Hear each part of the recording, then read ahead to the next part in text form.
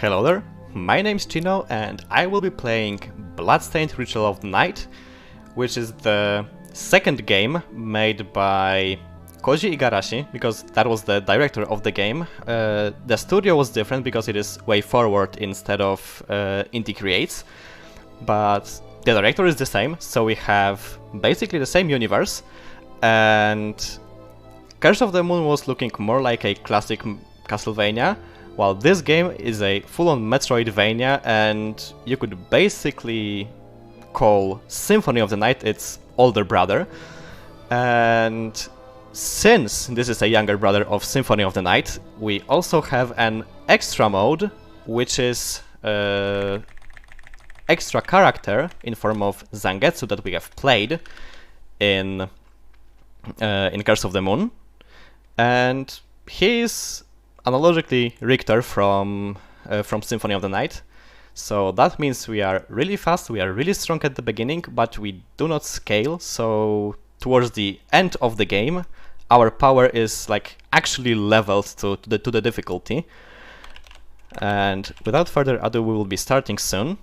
The timer starts as soon as I make the very first move, which will be in 5, 4, 3.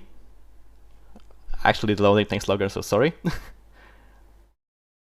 It will be 3, 2, 1, go. So, our basic form of movement will be cancelling the slide animation, which very conveniently gives us invincibility frames, as well as it is just the fastest way of movement if we are on the floor. This is performed by first using the backdash, then cancelling it a frame after into a slide. And with this we also have a few like minor frame skips. For example, if we slide right of the ledge, we'll actually be lower and hit the ground faster than if we would normally run off the ledge. As well as we have seemingly unlimited height gain. This costs us a little bit of mana, but we can go up really fast with uppercuts. And you can also see that I have that my sword is on fire, which is the elemental damage that we can change on demand to 3 different ones. There's fire, ice that we won't be seeing too much in the run, and I actually switched by accident. And we have lightning that will be useful for stun locking enemies. We also have, instead of like just normal attacks, we have techniques that are performed by inputs. For example, the Hadouken input, which is quarter circle forward attack. And now we have the best speed tech in the game, which makes us zoom through the room. You might have noticed that this room wasn't exactly 2D. It was a little bit wrapped around and in a circle, and those rooms for some reason don't register your speed properly, and if you are entering with the command dash I was just doing, it will preserve your speed, and as long as you don't input anything else, you will just zoom through with the speed you had at the very beginning, which is conveniently not cancelled by the up button that presses the switch for us and we open the gate with it. Right now we just picked up a warp room that we'll come back to later, and this is a familiar face, it's us. But this is not a doppelganger, this is Zangetsu, because we are not playing the main character. And if we eventually reach the doppelganger boss, it will be the actual main character of the game, who is Miriam. So another same thing as in Symphony of the Night, because if you were playing Richter in Symphony, you would also face a doppelganger who would be Alucard. And also similarly to the other game, Most of the game is just speed tech and rushing to bosses, and since we are extremely strong, we will just melt them in span of few seconds and then run to the very next boss.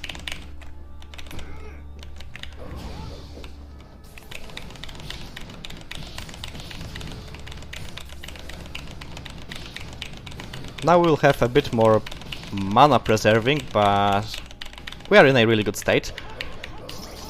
Though we will be using a lot of it to gain height with uppercuts. And the first little RNG element is coming up, because we will have a light elemental on our way, so I just hope he's nice. He was nice. He did not move into us and possibly knock us into the bell, because that would slow us down by quite a lot.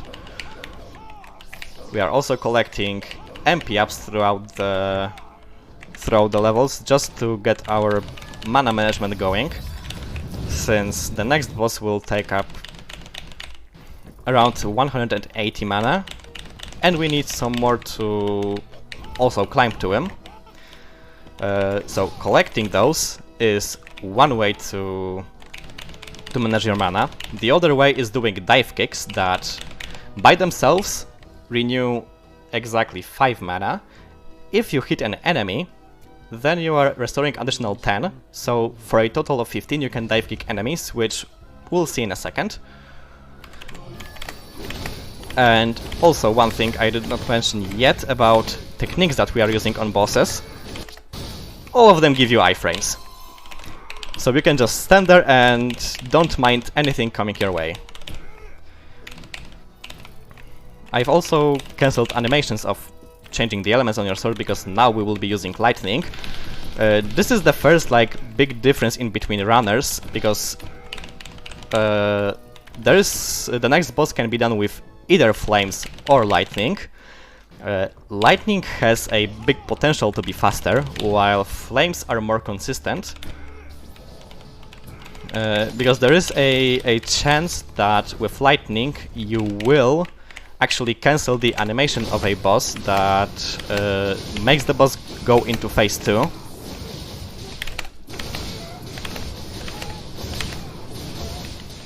That should be about right.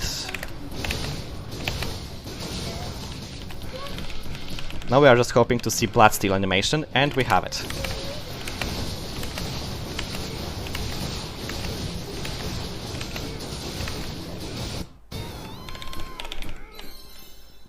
And with that boss done, we can zoom our way through to the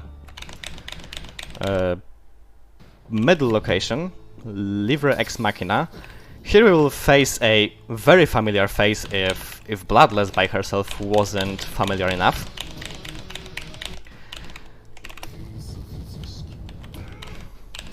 But as we do in Castlevania, in different games we also sometimes meet the same bosses, which is also the case here.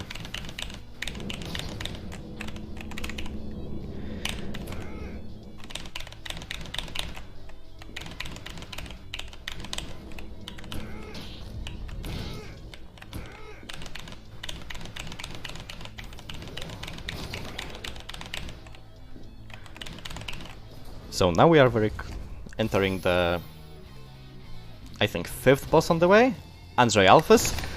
This guy can potentially ruin my day by jumping up and not going down. He's not nice, but he had low enough HP that it didn't really make the fight that much longer.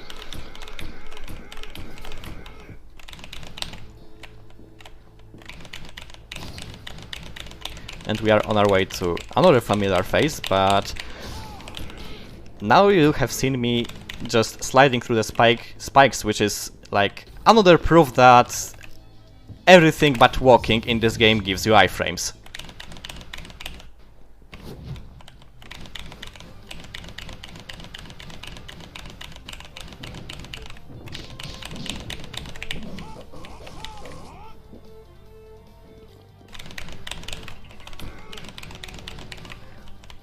Now, the clock tower is yet another room that is not entirely 3D, and although the zooming with command dash would work here, it is not exactly useful because we have vertical climbing.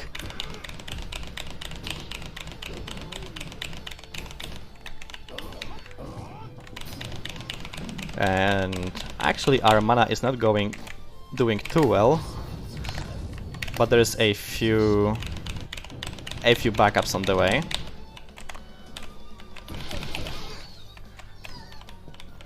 Now we are skipping a big part of the room by simply clipping through the gear. And we have just enough to actually kill the boss, who is yet another familiar face that we have seen on Stage 4 or Curse of the Moon. Unfortunately, this boss is not as quick as he is in Curse of the Moon, because the devs decided that this boss will be an auto-scroller battle, which basically means that he has very little HP because by now he's already dead, but he has to do one certain attack, and after that certain attack he has to go to a specific spot on the map where he can actually die. So now we just have a little free time to, for example, pat him on his head in a quite violent way.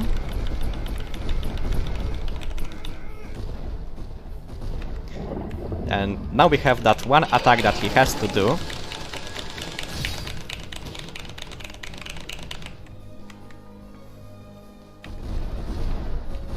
And now we have to wait until the second hole in the wall, where he can actually die, and we have to deal at least 1 damage to him. And with that we want to be as far to the left as possible, but we have to still fall down, because we don't have any control of Zangetsu at the very moment. And you can potentially lose some time if you don't fall down.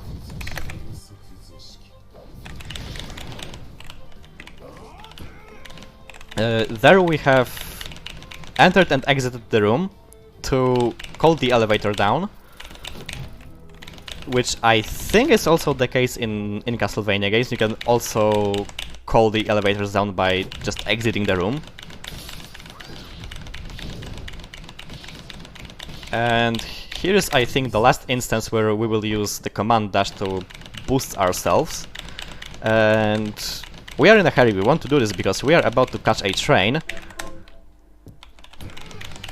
who is yet another familiar face in this game.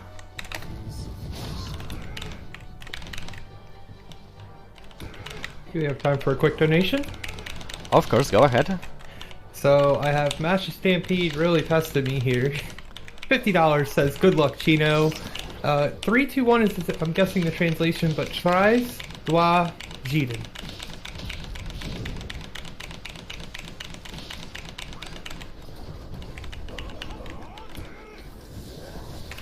So here's our next familiar face.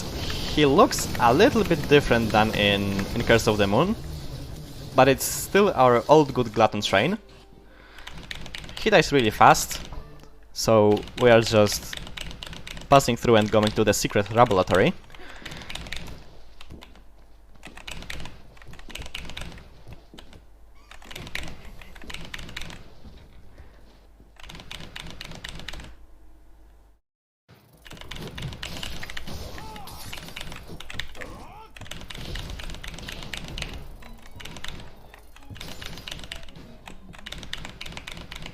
And this boss, again, he's familiar to us, and he also can either be really nice or just behave really badly and waste me a bit of time.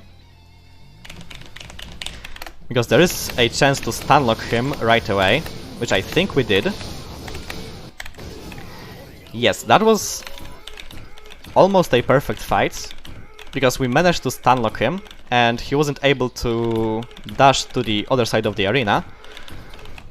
So we had the grip on him throughout all of the fight, and we could deal damage constantly. And now we are going back to the very reason we are fighting with Zangetsu at the very beginning, because that warp room is the most important one in the game. because it's the closest warp room to like any branching paths in the castle, there was an old route that did not include that room specifically, which did save about a minute at the very beginning of the run, but in the end you save at least 2 minutes on just getting this certain warp room.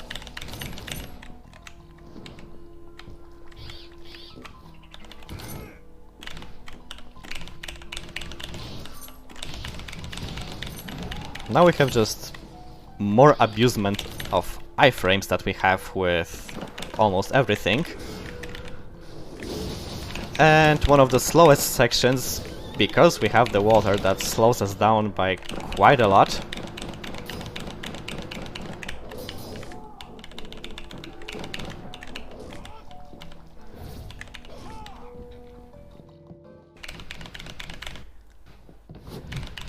And with that we have another laboratory that will have the actual doppelganger that we hopefully can stun lock right away.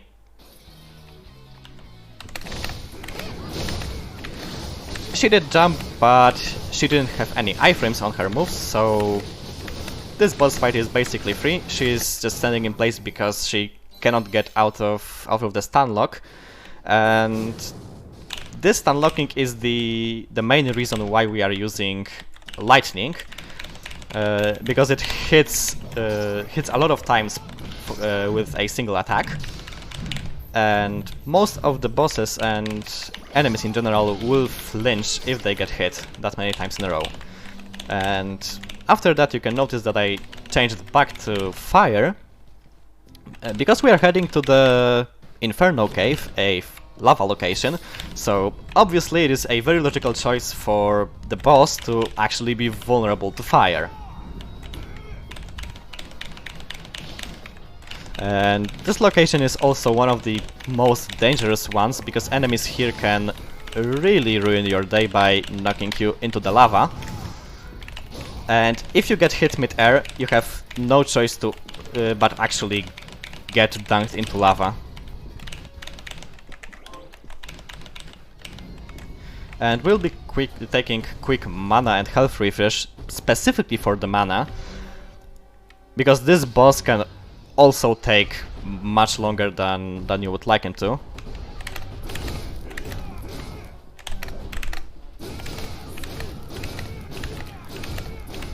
But so far we are getting a lot of damage in, and it looks like he will give us a really good pattern. And he did. He did not change his gravity, so we could actually get a pretty quick kill on him.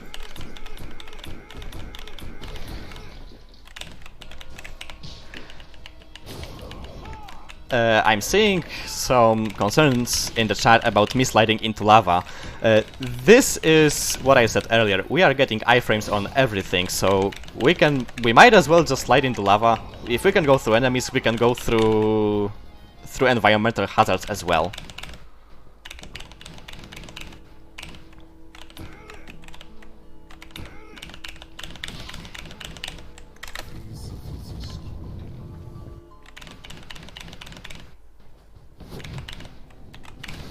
So now we are in the last location in the main castle, the hidden desert. I have no idea how they got this much sand in the castle, but they did. And unfortunately for us, we cannot slide on the sand. We would just end up getting buried and slowed down by a lot. And speaking of slowing down, the red ghosts that you can see in this location also have a pretty big chance to actually slow you down. So you want to avoid bonking into them as much as you can.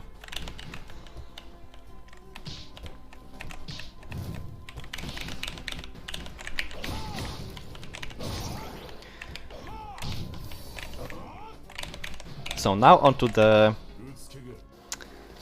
second last familiar face in the game. Actually not, the third from the end.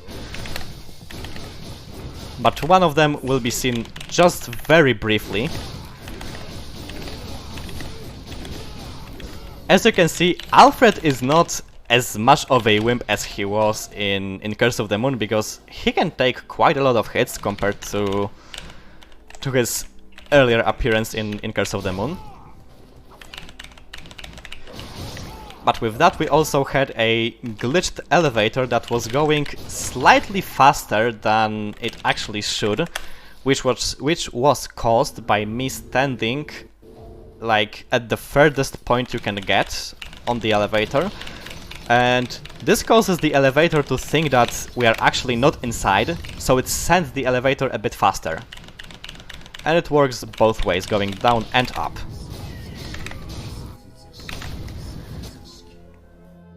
And now we are on our way to the very end game, and we get there by slicing the moon.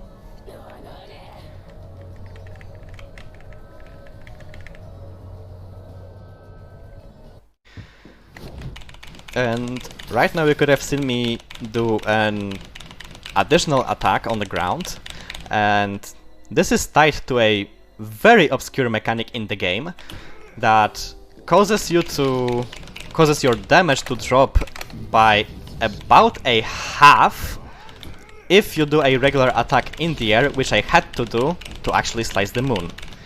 And this way I am resetting my damage output from techniques back to 100%, so I don't have to worry about it later, because it is possible that I just won't do it during the boss fight. So to avoid that, I just simply do it right away. And prepare yourself, because we'll be seeing one character that we already know, but for a very short moment. That is mostly because we'll be ignoring his fight entirely. Veilfar can be skipped. We don't like to fight with him, especially because Zangetsu doesn't have any good tools to fight him. So we just briefly passed by, said hello, and we are on our merry way to the last location in the game, the Glacial Tomb.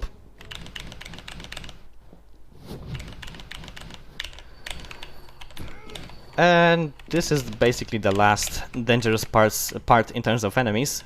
We are very close to the end game now, because we'll be facing the last 3 bosses in the game.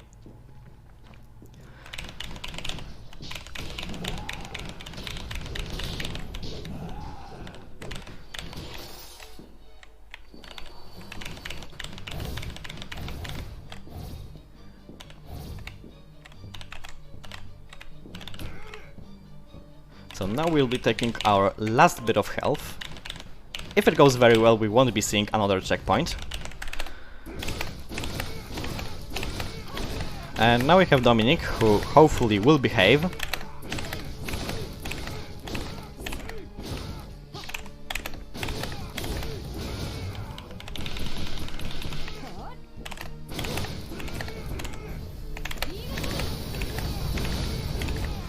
She has one particular attack that can really mess us up, because it deals a lot of damage, and if you don't go for iframes right away, you can lose about half of your HP, and that will be really bad, because we are going straight into the next boss, Baal, and hopefully he will give us good RNG, because now we will be able to see that there are 3 heads. And soon Dominic will spawn on one of them, and I was hoping for the spawn on the red head, but the frog is also okay. The worst one would be the cat, because it is really slow. So now we just have to avoid damage, get our mana back, and kill the boss. Also abusing all of the iframes we can get.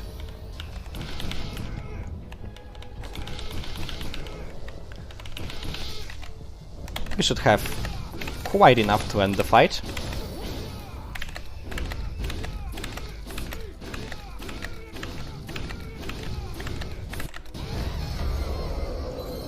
We thankfully had even more than enough. And now we are going into the extra boss that you can fight only if you play the Zangetsu mode.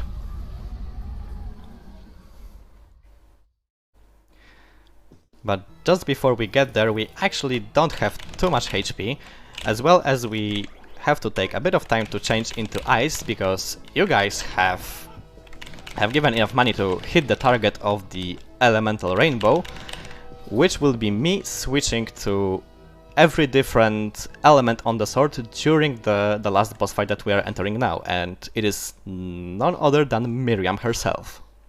The actual one, not the doppelganger.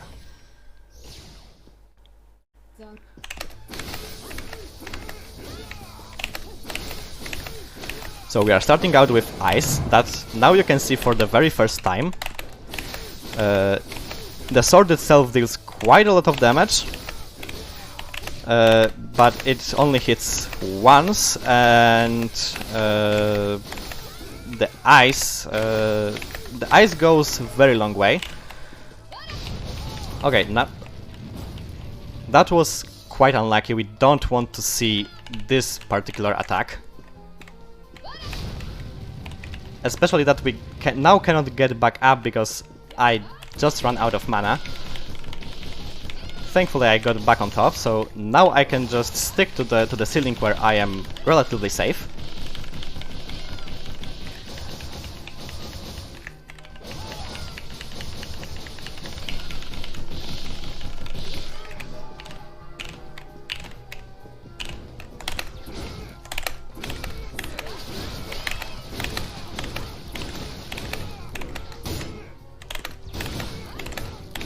We are just on our way to the very end as soon as Miriam dies, and there is an animation, the timer will stop, which will be happening very soon. And time.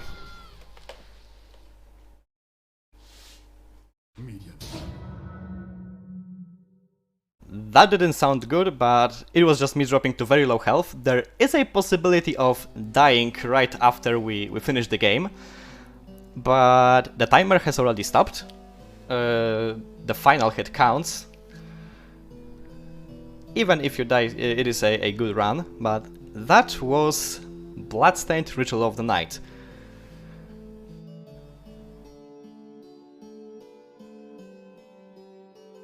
That was amazing. Any thanks or anything you'd like to shout out?